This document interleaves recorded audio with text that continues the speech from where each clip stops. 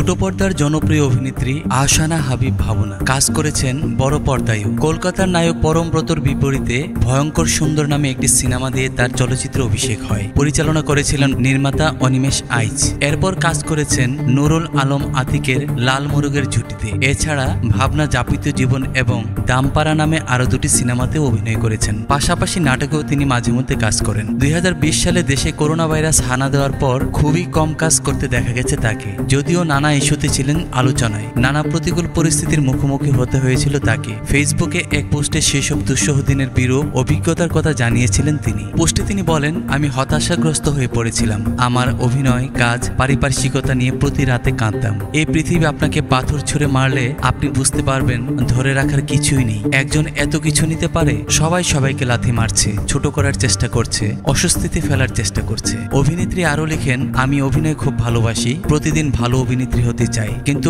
আমি খুব মনমরা ছিলাম এবং প্রথমবার উপলব্ধি করলাম আমার কোনো শক্তি নেই। এরপর সৈয়দ জামিল আহমেদের অভিনয় বিষয়ক কর্মশালায় যুক্ত হলাম। আমার জীবনের গৌরবময় 60টি দিন কাটিয়েছি। আমি নিজেকে নতুন করে ফিরে পেয়েছি, শক্তি পেয়েছি। এখন আমি আমার জীবনের শেষ দিন পর্যন্ত অভিনয় করতে চাই। আজ থেকে আমি আমার জীবন, কাজ নিয়ে আরো বেশি মনোযোগী হব। সৈয়দ জামিল আহমেদের প্রতি কৃতজ্ঞতা জানিয়ে ভাবনা লিখেন, আমি কখনো কোনো অভিনয় স্কুল, অভিনয় কর্মশালা, কোনো থিয়েটার ক্লাস থেকে শিক্ষা গ্রহণ করিনি। আজ গৌরবের সঙ্গে বলছি, জামিল আহমেদ আমার গুরু, আমার প্রথম অভিনয় শিক্ষক। হৃদয়ের অন্তঃস্থল থেকে আপনাকে ধন্যবাদ জানাচ্ছি।